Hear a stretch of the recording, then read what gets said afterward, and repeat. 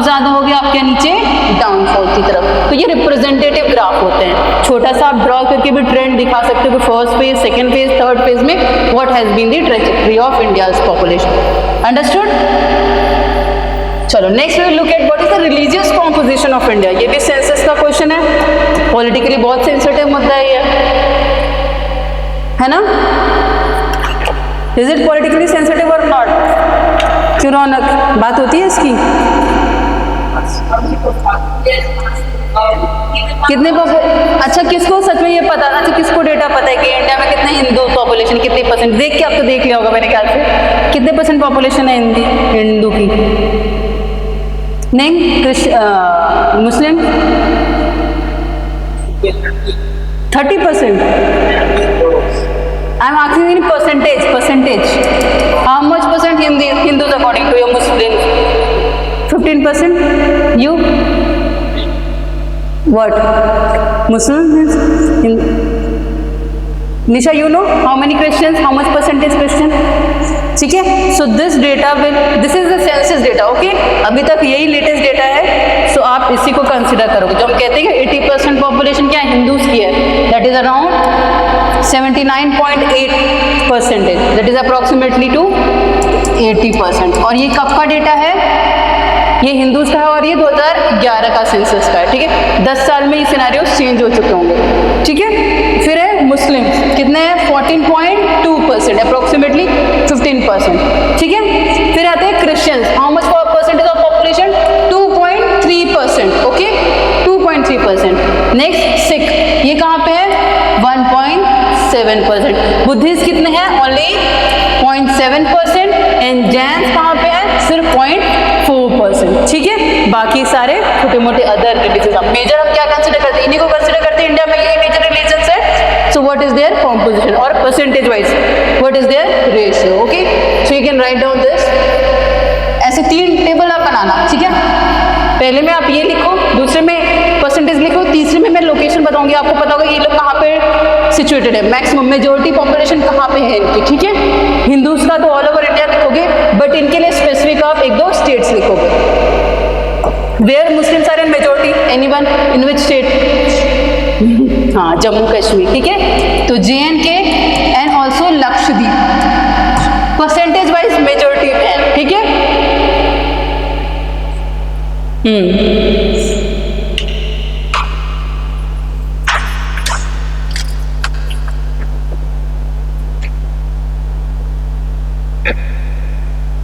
दूसरा क्रिश्चियन, जम्मू कश्मीर, ये क्या है? वेस्ट कोस्ट की तरफ बहुत ज्यादा है, west coast of India, right? Like Goa और नॉट? वेस्ट नहीं, वेस्ट में, ईस्ट में कम, comparatively we are talking about comparative, ठीक है? वेस्ट कोस्ट में गोवा, केरला में ज्यादा है, ठीक है? गोवा, केरला, ठीक है? एंड नॉर्थ ईस्ट स्टेट्स में you can write Meghalaya, Mizoram, Nagaland, और you can write just north east states. Christians are more in Meghalaya, Mizoram और नॉर्थ, है ना Subu? Meghalaya, Mizoram, more Christians are there. Meghalaya, Mizoram, Manipur, Nagaland, more Christians आते हैं, ठीक है? Percentage wise they are more. Absolute term और परसेंटेज का मतलब तो पता है ना, डिफरेंस पता है ना कि एब्सोल्यूट नंबर में, ठीक है? सिख कहाँ पे सबसे ज्यादा होंगे? पंजाब वाला एरिया, वेस्टर्न इंडिया, पंजाब सबसे ज्यादा, पंजाब और हरियाणा वाला रीजन है। दिल्ली में भी है काफी वैसे तो।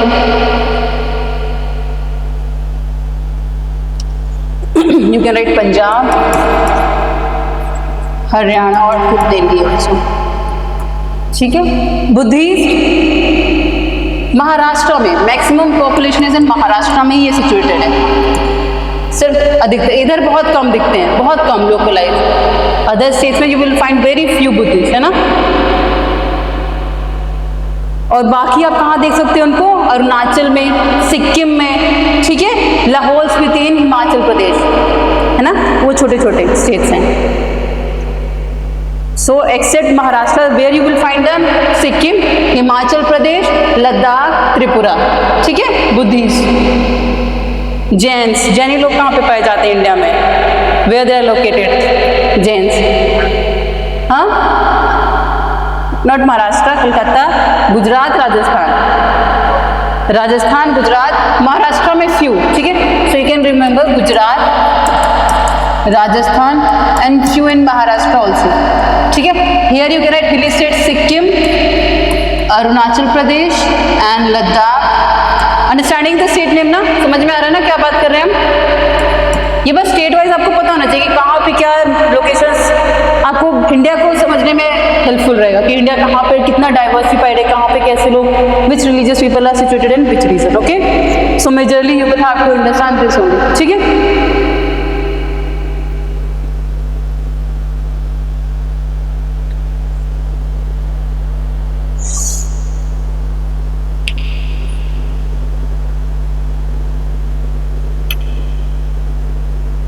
अच्छा, एक डिबेट आते हैं न्यूज़ में, what you think percentage of population of Muslims is increasing और more than Hindus? Percentage in they are less, कहते हैं ना लोग कि बढ़ रहे हैं, आपको क्या लगता है वो सच में इतने ज़्यादा बढ़ रहे हैं?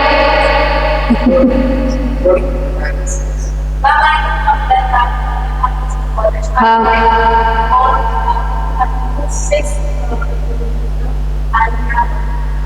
okay.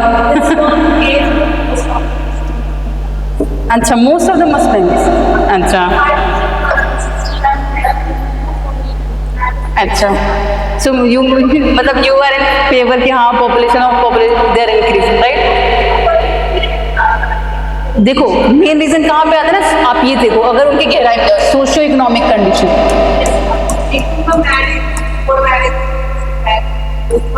बहुत कम होता है। ये चीज सही नहीं है कि सबके 4 marriages, this is not true, ठीक है।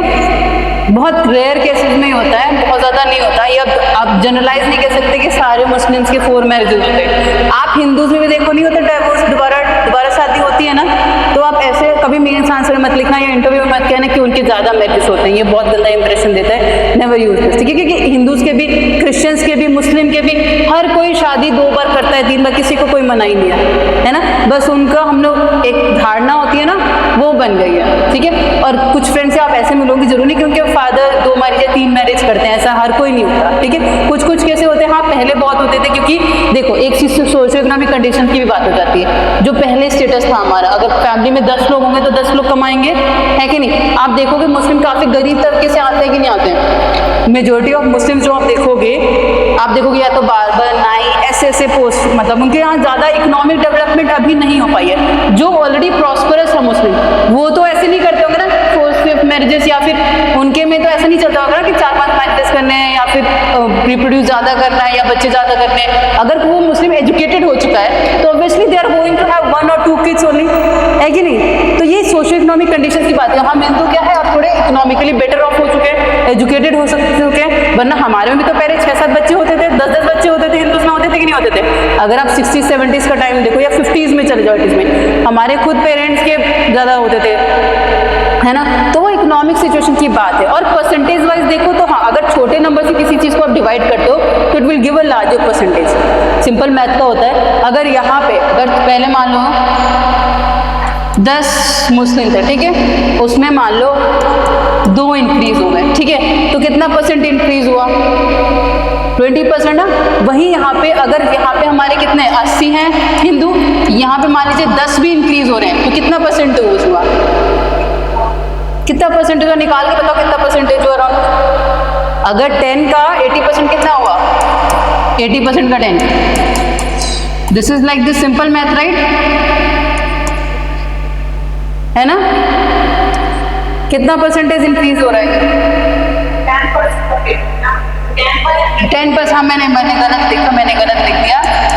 10% ऑफ 80 हम निकालेंगे, ठीक है। सो दिस 0 कितना, यहाँ पे 8% इंक्रीज हो रहा है। और यहाँ पे कितने लोग बढ़े हैं? 10 लोग बढ़े हैं, और यहाँ पे 2 लोग बढ़े हैं। वी आर टेकिंग 10 का निकालें, ठीक है, ये निकालेंगे ना। 2% ऑफ कितना, 2 ऑफ, हम ये देख रहे हैं ना, 2/10 देखेंगे ना कितना परसेंट देगा।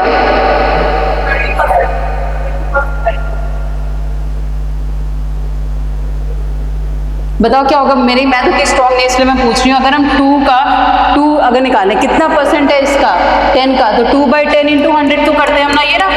यहाँ पे आप लोग ने गलत करवाया कि हम किसका निकाल रहे हैं, किसके परसेंटेज में निकाल रहे हैं सी सेट में, वो आपने देखा होगा ना। आउट ऑफ 100 ये दिस इज, यहाँ पे क्या 20% इंक्रीज है, यहाँ पे देखो ये 80 होगा। 10 आउट ऑफ 80 × 100, ठीक है, तो कितना परसेंट हुआ। 100 आउट ऑफ 80 कितना आता है, कितना परसेंट इंक्रीज हुआ।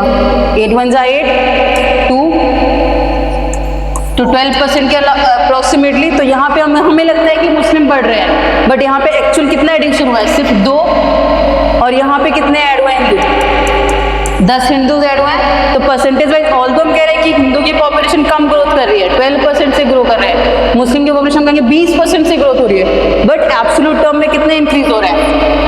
ये मतलब एक रेशियो का खेल होता है कि इफ डिनोमिनेटर इज लेस, अगर लेस तो कितना परसेंटेज में चेंज हो रहा है। यहाँ पे क्या हमारा कम है, 15 के हिसाब से आप अगर निकाल के देखोगे, या आप जनरल घर पे करके देखना, ये जनरल ऐसे में बता रही हूँ कि देयर इज अगर लार्जर नंबर है डिनोमिनेटर में तो परसेंटेज वाइज रेशियो कम आता है, परसेंटेज कम दिखेगा कि बहुत कम परसेंटेज ग्रोथ हुई है। वहीं पे आप 2 भी अगर उसमें इंक्रीज हो रहा है, 10 में 2 भी इंक्रीज हो रहा है, तो बहुत ज्यादा परसेंटेज वाइज इंक्रीज दिखता है हमें। समझ रहे हो क्या कहने की बात मैं कह रही हूँ।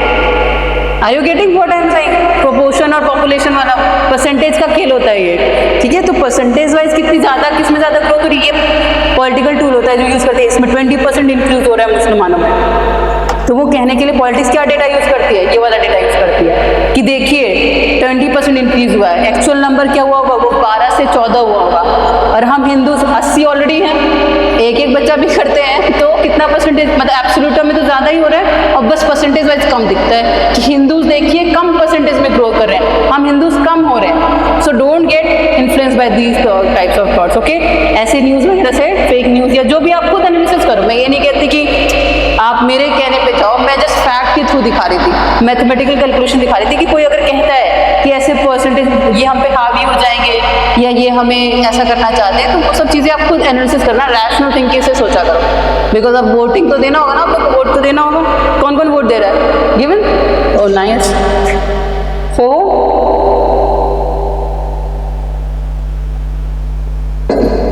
When was election in your state? Last month. But you didn't go. It's very far for you both to go also. चलो, बट हाँ वोट है तो आप रैशनल डिसाइड करना।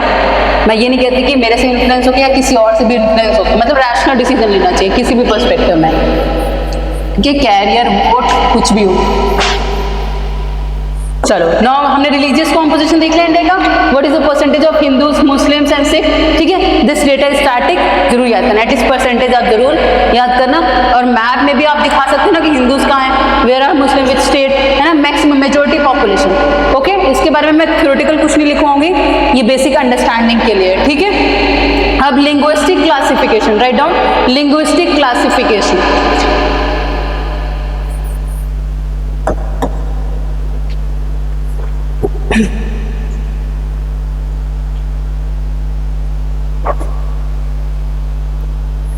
In the context of modern India, write down, in the context of modern India,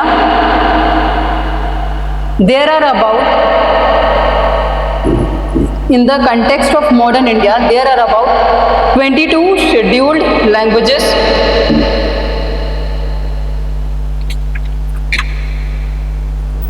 There are 22 scheduled languages and a number of non-scheduled languages.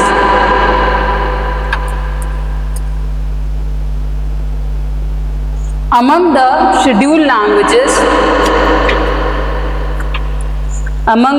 languages, Hindi speakers have the highest percentage. Among the scheduled languages, Hindi speakers have the highest percentage, and the smallest language groups are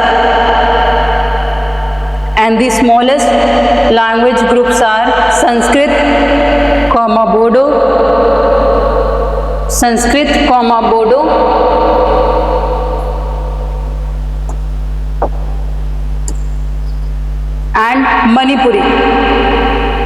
Manipuri speakers.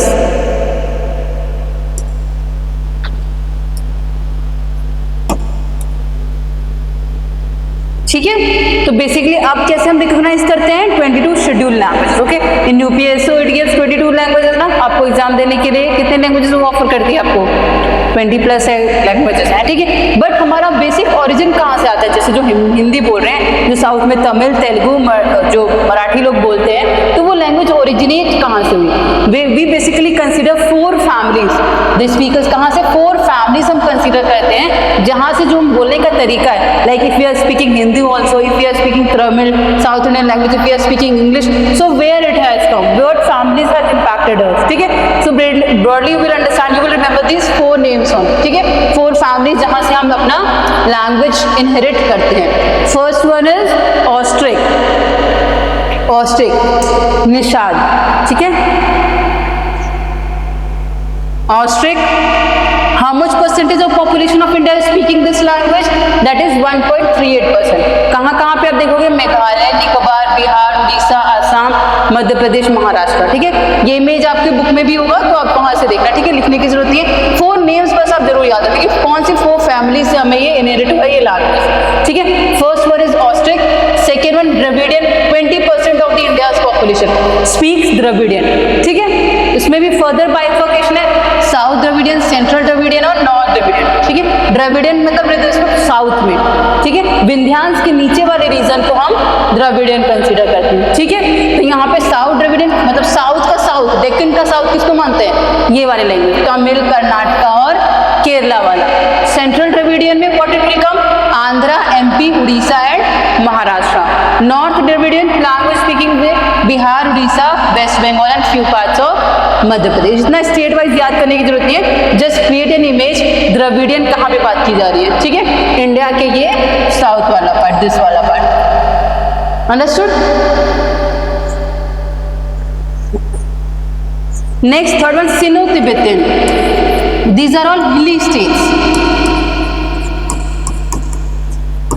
हिली states have got their languages from this Sino Tibetan. आपने बहुत सारे invasions पढ़े होंगे, you must have heard about the invasions in India. Iran, Iraq, बहुत सारे invasions पढ़े नहीं पढ़े हिस्ट्री में, है ना? तो काफ़ी लोग आते हैं, जब पर्शियंस आते हैं, मुगल्स आए थे या फिर कोई भी आया था देश में, तो वो अपने साथ अपना लैंग्वेज और कल्चर लेके आते हैं। ठीक है, तो that has impacted this Indo Tibetan या फिर ऑस्ट्रिक वाला रीजन।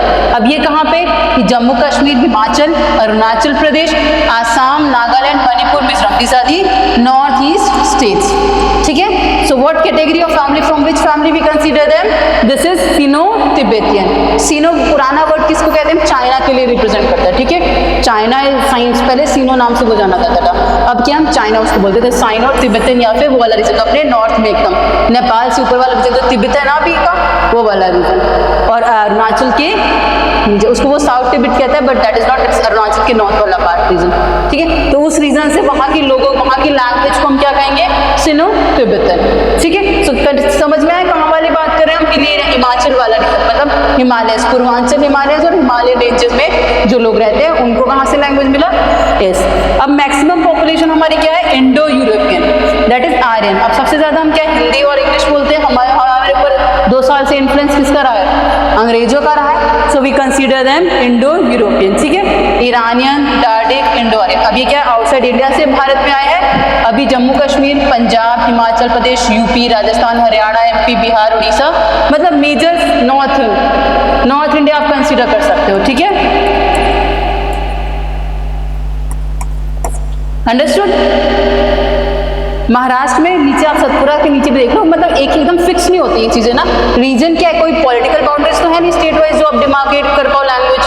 कहते हैं ना 4 कोस पे पानी बदले, ऐसे कहावत है ना, ऐसा था कि 4 कोस पे पानी बदले, 5 कोस पे पानी, ऐसे कुछ करके है। मतलब इंडिया के अगर अब 2-4 किलोमीटर ही आगे निकल जाओ, अगर आप यूपी में, हरियाणा में ही हो, हरियाणा में 5 किलोमीटर अंदर चले जाओ तो बिल्कुल लैंग्वेज बदल जाती है। राजस्थान के ही अगर सेंटर जयपुर से 5 किलोमीटर अंदर चले जाओ, दूसरे स्टेट मतलब डिस्ट्रिक्ट्स में बहुत डिफरेंट लैंग्वेज होती है। वहाँ पे राजस्थान में अपने मतलब 6 तरीके की लैंग्वेजेस हैं। है ना, अजीब अजीब से खेड़ी मतलब अलग सी भरपूरी अलग अलग भाषाएं, मतलब राजस्थान में अपनी उन लोग की लोकल लैंग्वेज अगर कहो तो 6-7 लोकल लैंग्वेजेस हैं उनकी, राजस्थानी तो नहीं, अलग अलग तरह की भाषाएं। तो बहुत ज़्यादा डाइवर्सिटी है इंडिया में, ठीक है। जैसे साउथ में आपको केरला, तमिल में तेलुगु, मराठी ऐसे ऐसे लैंग्वेज दिखते हैं ना, so there is a huge diversity in the language in India. Okay, language के रिस्पेक्ट में बहुत डाइवर्सिटी है इंडिया में देखा जाए तो, ठीक है। बिहार में, यूपी में ही देख लो, पूर्वांचली अलग होते हैं, इधर से बुंदेलखंड वाले अलग भाषा बोलते हैं, मेरठ वाले अलग भाषा बोलते हैं कि नहीं, बिहार में नॉर्थ बिहार वाले अलग बोलते हैं, साउथ बिहार वाले अलग बोलते हैं, उत्तराखंड में कुमाऊनी अलग है, गढ़वाली अलग है ना, तो भाषाएं अलग अलग है, बहुत सारी है इंडिया में। सो शेड्यूल्ड में कितने आप मानोगे, how much you will consider 22 scheduled languages. Is it clear till here? चलो, अब इस कॉम्पोजिशन के बाद एक और इम्पॉर्टेंट चीज हम देखेंगे, occupational structure. How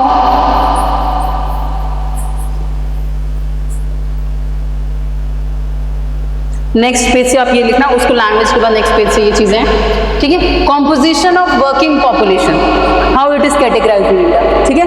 composition of working population, ये सब छोटे छोटे डेटा फैक्ट्स हैं, आपको बहुत इंपॉर्टेंट रहेंगे ये, आपके प्रीलिम्स पर्सपेक्टिव से भी और मेंस पर्सपेक्टिव से भी, ठीक है। You can use this data for your mains answer writing also, ठीक है।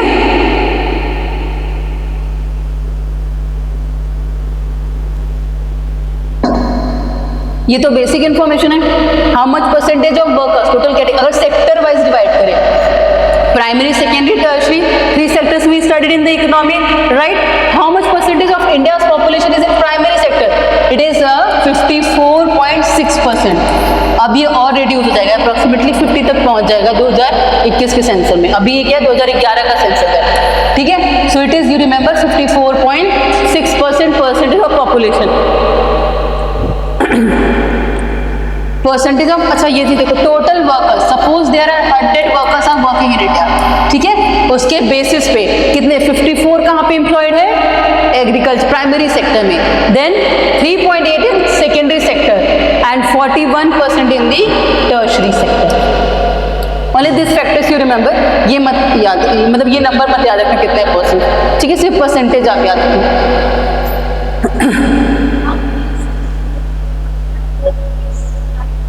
10 साल पहले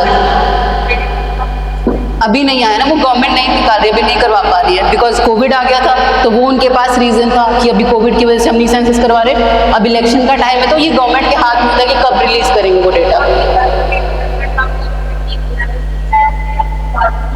नहीं, 2011 में नहीं आता, 1 साल बाद आता है, मोस्टली 1 या 2 साल के अंदर आ जाता है, इस बार बहुत लेट हो रहा है। यूजुअली हर 10, 11, 12 साल में, जैसे 2011 तक का डेटा था वो 2012 तक में आ गया था, 12-13 में।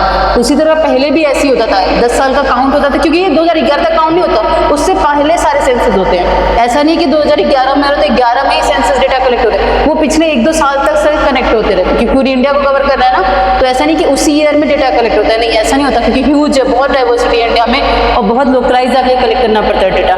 सो ये 2-3 साल का काम होता है, और जैसे 2011 का सेंसस आया तो 2008-9 से ही इस पे काम करना शुरू हो जाता है, किसको अलॉट करना है, जो गांव-गांव में जो आंगनबाड़ी जो होती हैं, वर्कर्स होती हैं, वो जाके पता करती हैं, उनको अलॉट किया जाता है कि आप गांव में जाओ, पता करो कितने नए बच्चे हैं, कितने बच्चों की डेथ हुई, फैमिली में कितने लोगों की डेथ हुई, कितने लोग नए आए हैं, कितने लोग इस शहर में ज़्यादा रहने लगे हैं। आप शहर की भी सेंसस देखो, कौन यहाँ पे 6 महीने से रह रहा है, कौन 6 महीने से ज़्यादा, कोई रेजिडेंट रहने लगता है तो उसका भी सेंसस होना शुरू हो जाता है, ठीक है। It's a long process, minimum 2 years तो लगते ही हैं। अभी ये गवर्नमेंट की मतलब नहीं इस पे जोर दे रहे हैं, गवर्नमेंट नहीं निकालना चाहते, क्योंकि लोगों की डिमांड भी हो रही है कि हम कास्ट सेंसस वगैरह की भी लोग डिमांड, जिसकी वजह से सेंसस का भी इन्होंने रोक रखा है, ठीक है। पहले तो रीजन दिया था, कोविड के चक्कर में कोई डेटा कलेक्ट नहीं हो पाया, 2019 में ही कोविड आया था, 19-20 पूरा ब्लॉक था, इसलिए अब वो उस पर काम चल रहा है। अभी जनरल इलेक्शन हो जाए, उसके बाद क्या पता वो रिलीज कर इलेक्शन इस ईयर के एंड तक मेरे ख्याल से निकाल देना चाहिए उनको, क्योंकि ऑलरेडी 24 हो चुका है, तो इस ईयर के एंड में या नेक्स्ट ईयर तक आप एक्सपेक्ट कर सकते हो कि फ्रेश डेटा आएगा, तो उसको जरूर अपडेट कर लेना, ठीक है। अभी जितना परसेंटेज है उसके लिए स्पेस रखना, ऑलरेडी एक कॉलम बना के रखना कि मेरे को 21 का डेटा ऐड करना है, क्योंकि वो आपको नेक्स्ट ईयर ही देना है ना।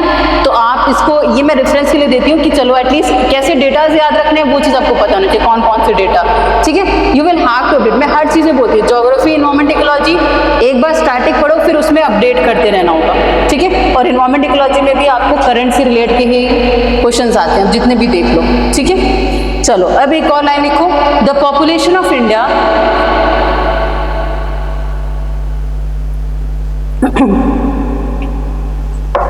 the population of India according to their economic status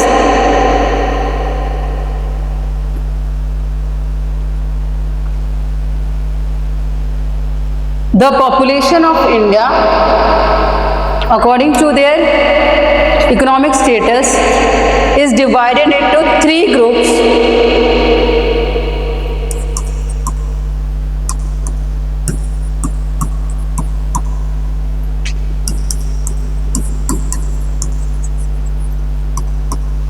This is we are dividing on the basis of economic status. Main workers, marginal workers,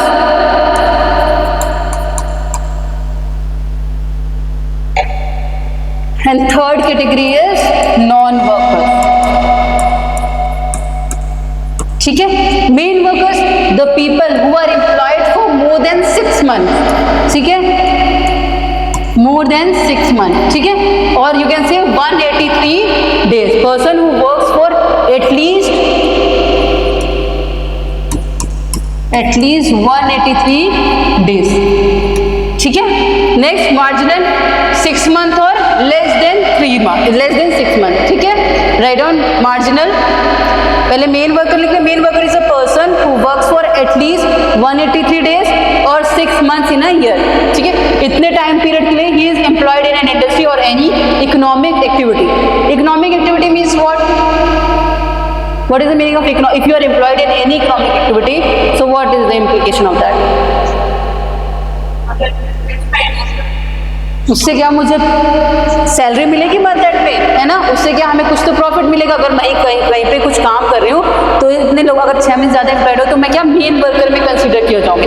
economic activity, अगर आप कोई कहीं पे जुड़ रहे हो किसी भी इंस्टीट्यूशन से, ऑर्गेनाइजेशन से, या आप अपनी दुकान ही खोल रहे हो तो इकोनॉमिक एक्टिविटी में इंडल्ज हो रहे, you expect some earning at the end of the day, so वो क्या होता है इकोनॉमिक एक्टिविटी में इन्वॉल्व होना। आप कहीं ना किसी तरीके से जीडीपी में कॉन्ट्रीब्यूट करते हो, चाहे सेल करके या कुछ भी एक्टिविटी करके या फैक्ट्रीज में वर्क करके या as a labourer you work, ठीक है। तो वो सॉरी मॉनेटरी टर्म्स में कंसीडर किया जाता है, ठीक है। Next one, marginal workers is a marginal worker is a person who works for less than 183 days और less than 6 months in a year.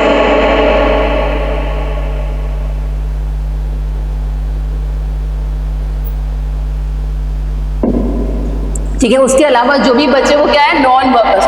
अगर मान लो कोई डेली वेज वर्कर्स है, ठीक है, less than, any confusion, less than, अगर कोई less than 6 months तो उसको मार्जिनल वर्कर में कंसीडर किया जाता है। अगर वो 6 months से कम में एम्प्लॉयड, जैसे कुछ होते हैं ना सीजनल वर्कर्स होते हैं एग्रीकल्चर में या फैक्ट्रीज में भी, कुछ टाइम पे बहुत ज़्यादा पीक वर्क होता है तो 1 month के लिए 2 महीने के लिए वो क्या है कॉन्ट्रैक्ट पीरियड पे वर्कर्स को ले लेते हैं, उस टाइम के लिए उसको एम्प्लॉयमेंट मिलती है, देन उनको क्या करते हैं हटा दिया जाता है कि अब जरूरत नहीं है आप जाओ, तो वही फिर खुद दूसरा वर्क ढूंढते हैं, तो उनको क्या कहेंगे हम मर्टल।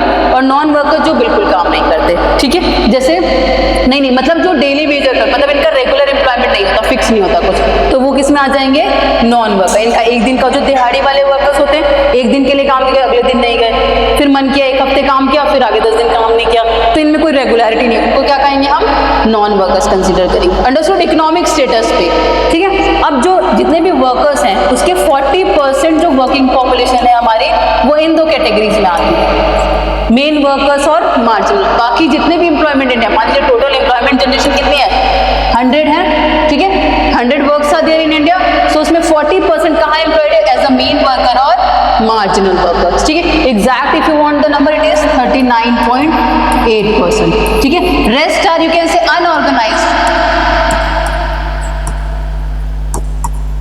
अनऑर्गेनाइज्ड सेक्टर्स में एम्प्लॉयड रहते हैं, ठीक है।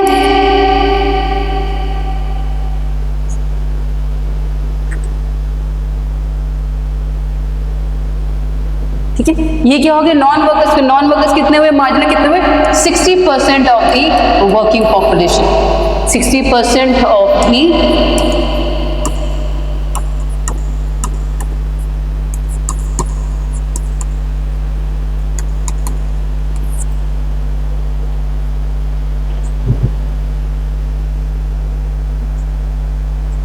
हाँ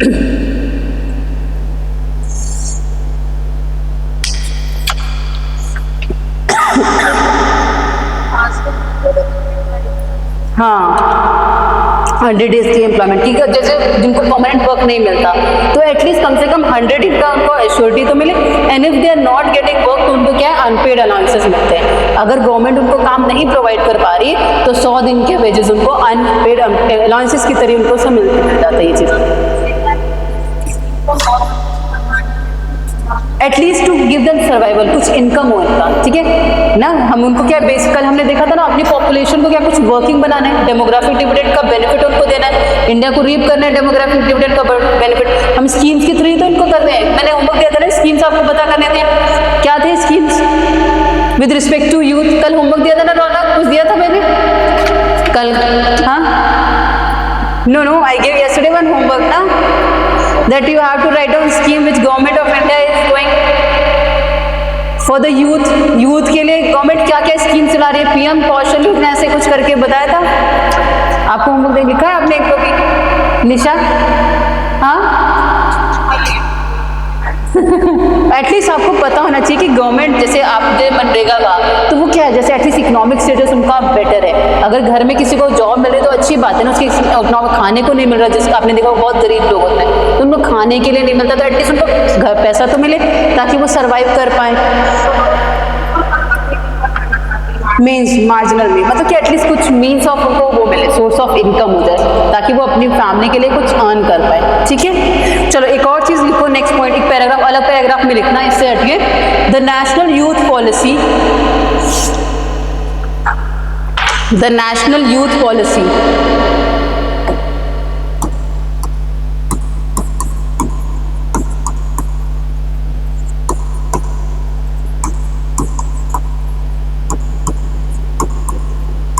When the new government came to India in 2014, the National Youth Policy 2014 में आई थी ये, ठीक है। NYP, इसको आप कैसे लिखोगे? NYP, National Youth Policy, NYP 2020, launched in February 2014, क्योंकि हम पॉपुलेशन के बारे में पढ़ रहे हैं तो उससे रिलेटेड ये भी आपको जानना जरूरी है, ठीक है। Launch in February 2014, proposes a holistic vision, proposes a holistic vision to empower the youth of the country, to empower the youth of the country to achieve their full potential,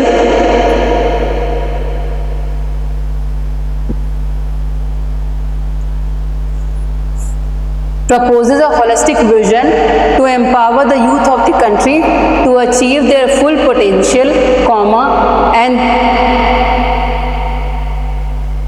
and through them enable India to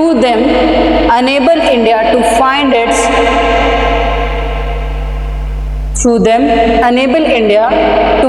its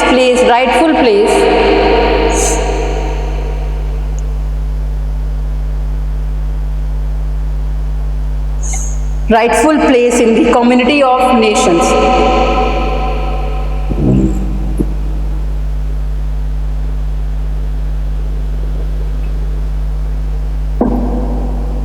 Next line, the NYP 2014 has defined youth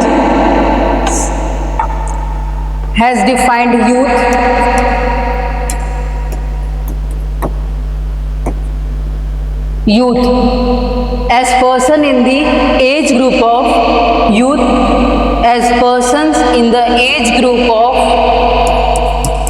50 to 29 years. Government of India